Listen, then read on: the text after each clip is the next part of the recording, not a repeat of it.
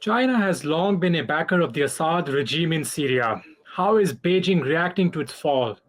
Well, so far the reaction of China to the fall of the regime has been quiet, and I think it is, as you said, putting the diplomacy of China in a difficult spot because China had vetoed several resolutions in the past at the level of the UN Security Council when it came to interventions against the Assad regime.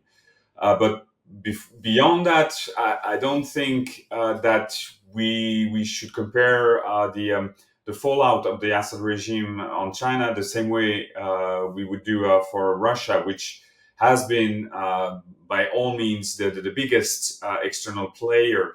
How can we expect China to position itself with the new regime in Syria?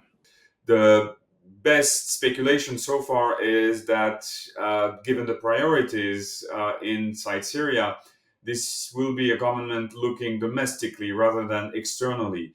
So they may prioritize external partners depending on what they can get from them in terms of foreign investment, foreign grants, foreign aid.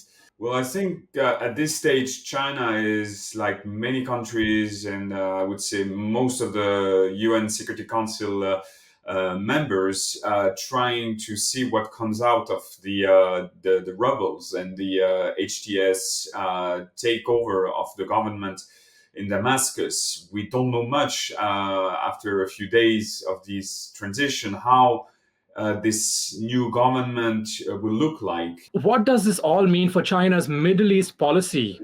The other element to consider is that Syria, or the collapse of the Assad regime, maybe adds another element to the perception across the region that China doesn't have much leeway or much influence on the regional crisis. This was already obvious for Russia and to a certain extent to the US, that those external powers do not have much influence, much agency in the end on what happens.